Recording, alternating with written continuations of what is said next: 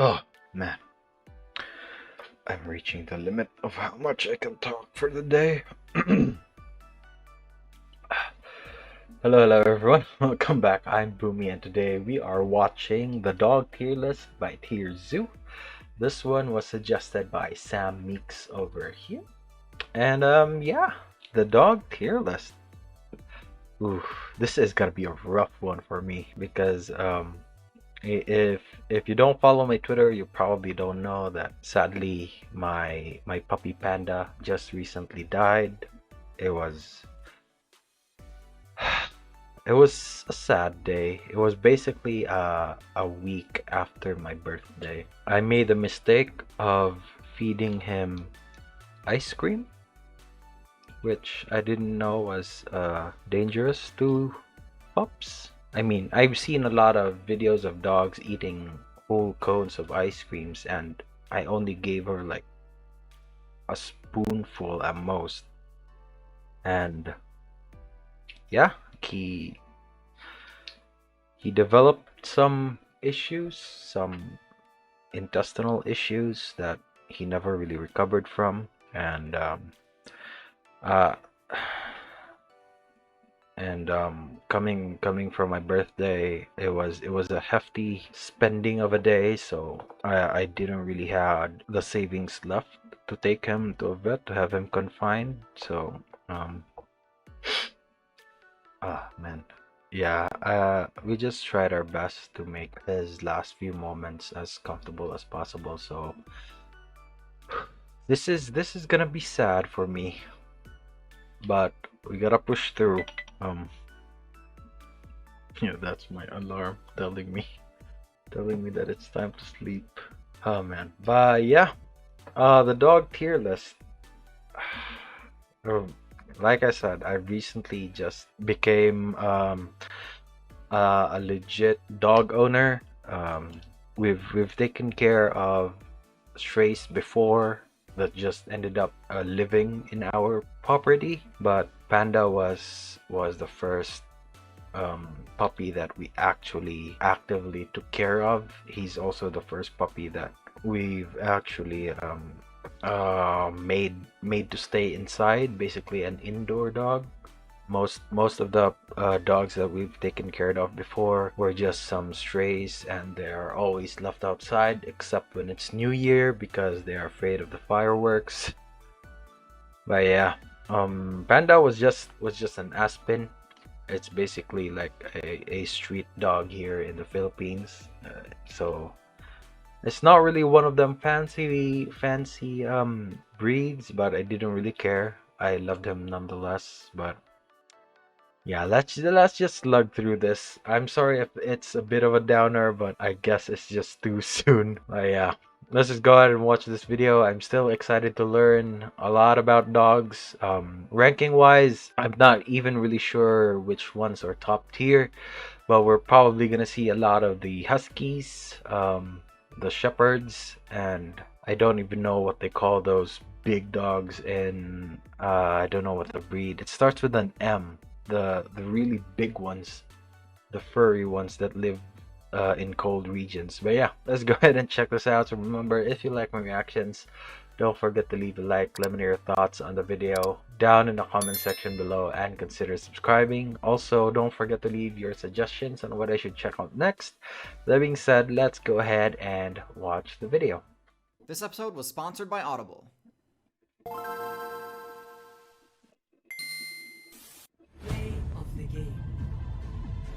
Wait, this isn't a dog?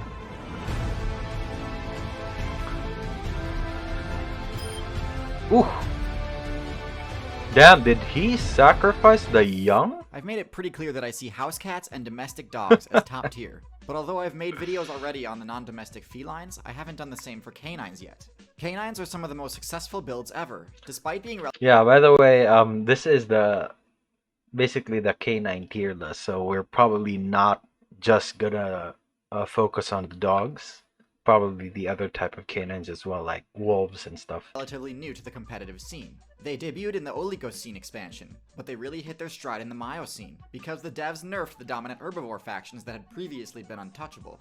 Canines had great matchups against the new, less tanky herbivores like deer, cows, and horses, and so canines were able to expand from North America and become a part of the meta on every single server other than Antarctica.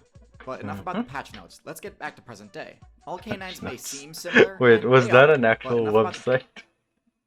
No, it's just an edited version of the Blizzard website. Is that Blizzard? Yeah, I think that's Blizzard. Outside. Oh, let's see. Greatly reduced XP rates for Brachydont builds. Global temperature reduction. Minor text fixes. What's that at the bottom? Greninja nerfed? patch notes, let's get back to present day. All canines may seem similar, and they are, but there are some awesome, unique attributes Wait, and abilities that are worth is that a discussing, raccoon? as well as some misconceptions worth dispelling. So without further ado, I let's didn't get know into the it. trash So panda one of the key components to a was a successful canine? build is team play. Hunting in packs and having a defined social structure turns what normally would be a pretty average build into a truly dominant one. And so the dogs that are the lowest on the tier list are of course going to be the ones that don't do this or do this poorly. Solo hunters. At the bottom of the tier list we have the maned wolf. Now it's hard to look at this build and not think, wow, that's really cool. That looks more like a fox than a wolf. The maned wolf is the tallest canine in the current expansion, which gives it a bonus against stealth because it can see over tall grass. It's also the only one with a mane, a rare attribute that's usually only seen on lions and horses. And while manes do provide some protection against critical hits, it doesn't do much else. The maned wolf is also the biggest outlier of the dog faction in that it has a completely solitary playstyle. As a result, it doesn't have near the same PvP potential that the more social dogs do. Despite being the tallest of canines, it has to settle for hunting small targets. Since those aren't a very good source of XP, it actually has to make up for it by eating a lot of plants and fruit. It's good that it's omnivorous, as being able to function as a scavenger is great, but there's no ignoring that this build could have a much higher potential if it utilized team strats. One step up on this list and we have the Coyote, or for the non-American players, the Jackal. A build that honestly just needs a slight buff in order to be really strong, but at These the moment isn't are in the greatest spot in these are the true scavengers right here. Or was it the hyenas? meta. Even with solid team plays, Coyotes just don't do enough damage to score eliminations on targets that aren't already super weak. For example, in this clip here, we can see a team of Coyotes diving on this low-level deer player, but they're actually unable to get the pick before the rest of the deer team rallies and chases them off. If Coyotes were to spec into some longer, more dagger-like teeth, I could see them being better suited for this, but for now, they just aren't threatening enough. They tend to have equal or possibly favorable matchups against lynx and bobcat players, but lose hard against cougars. So I think this puts them at the high end of D tier definitively.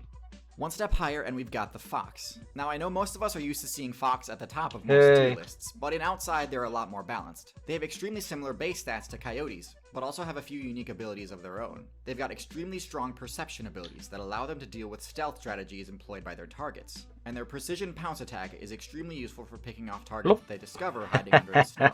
Some foxes have also climbing abilities, which is really useful for getting out of reach of the more powerful players. While their higher agility can help them avoid land predators, their smaller size does make them a target for raptors, so it's a bit of a trade-off.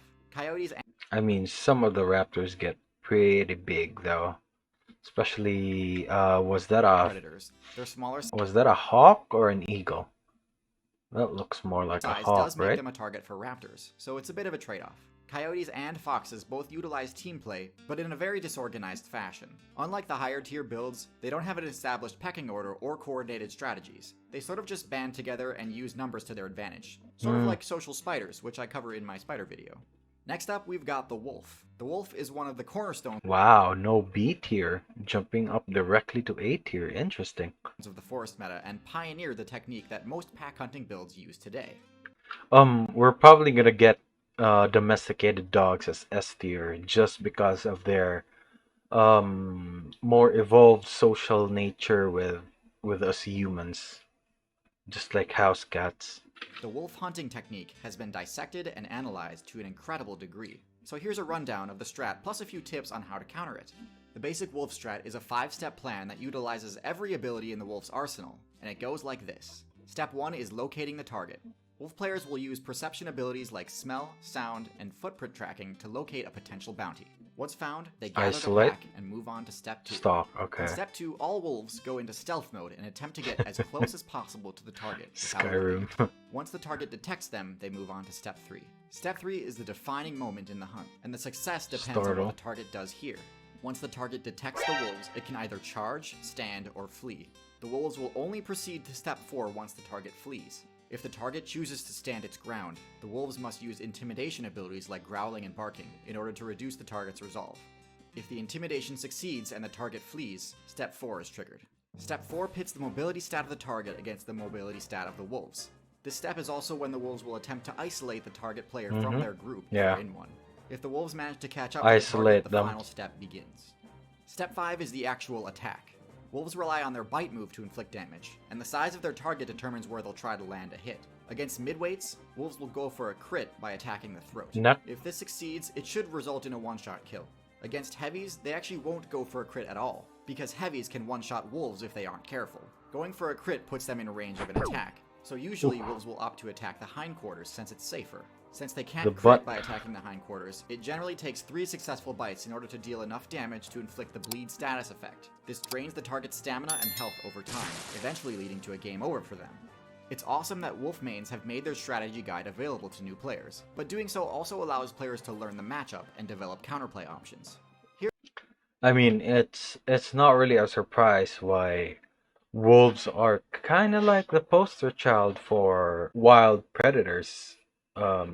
You might think that it's the lion, but most of the time the lioness is the one that's coordinating attacks and not actually the lion. But when it comes to the wolves, they are, I think, the best pack hunters currently. Here are some of the best ways to combat the 5-step wolf strat. The first is to spec into some high-level stealth abilities. Wolves actually have a relatively weak sense of smell, so camouflage is actually really useful against them. A good stealth player will be able to stop the hunt at step 1. If stealth doesn't work with your build, you can stop the hunt at step 2 by detecting them during their stealth phase. Strong perception abilities will easily cause the wolf's Wasn't really stealth to stealthing fail there. against you. For example, wolves would pretty much never be able to successfully get within a dangerous range against a giraffe. But if they do manage to sneak up on you, the most important counterplay option is to stand your ground. Wolves will only move to their attack phase if their target opts to flee. A player who opts to defend drastically increases their chances of success, since the wolf's only option at that point is to use its rather weak intimidation abilities. If wolves had access to roar, like lions and tigers do, they'd be really tough to deal with. But since they don't, it's pretty easy to resist the intimidation attempts, especially in a group. In fact, a heavy player can end the encounter pretty quickly by using their own intimidation abilities, like charge. So even though wolves do have a pretty solid offensive strategy, players with good fundamentals and matchup experience will be able to thwart their plans most of the time. And so wolves, much like birds of prey, function as the gatekeepers to the higher tier, and are placed solidly in A tier. The highest ranked canine build, other than domestic dogs of course, which I've already covered in another video, is the African Painted Hound. This build follows a very similar strategy. I thought that domesticated dogs would be high up on the tier list just because of their ability to coexist with us humans. Strategy to the wolf, but has stats and abilities much better suited for it. Its higher stealth allows it to get closer before being detected, and its higher speed reduces the chance that its target outruns it. Their sharper teeth deal more damage, and their highly sophisticated social structure is actually built around propping up the weaker members, rather than simply funneling the best loot to the highest ranking members. Considering that these players succeed in a meta that contains some of the most powerful builds in the game, it's tough to deny that African Painted Hounds are top tier. If you'd like to learn more about how canines evolved to become some of the most successful builds of all time, this is probably the first time I've heard of the Painted Hounds. I highly recommend the book How to Tame a Fox and Build a Dog by Ludmila Trut and Leanne Dugatkin, which you can listen to on Audible, the leading provider of premium digital spoken audio information and entertainment on the internet. Audible is offering our listeners a free audiobook with a 30-day trial membership. Just go to audible.com/TierZoo and browse the unmatched selection of audio programs. Download a free title and start listening. It's that easy. Go to audible.com. Here we go. Go to audible.com/TierZoo or text TierZoo to 500 guys if you want to test out Audible. From what I've heard, it's a really good service. I'm not sure. I haven't tested out myself, so yeah, they do have a lot of really good audiobooks. auto audiobook selections that you can choose from. They cover a lot of different topics as well. So if that's your thing, go ahead and use the link on screen to get a 30-day free trial. And yeah, that was a really good video. I'm surprised that he didn't mention the well, he did mention the domesticated dogs, but he probably has a separate video for it. I think that's the one with the cats versus dogs, the best support class, I think it was. But yeah, interesting enough, that was pretty much how I expected it to go, except for the fact that I got blindsided by the was it the African painted hounds? They look more like hyenas based on how they attack, and I think they were scavengers, right? Man, my brain is not retaining a lot of information tonight. So yeah, that's the dog tier list. So I'm gonna go ahead before my mind completely shuts down. So that's gonna be it for me today, guys. Link to my Twitter is down in the description below. Go ahead and check that if you want to. And if you're new here and enjoyed the video, don't forget to leave a like. Let me know your thoughts on the video down in the comment section below, and consider subscribing. Also, don't forget to leave your suggestions on what I should check out next. That being said, thank you so much for watching, and I'll see you all next time. Bye!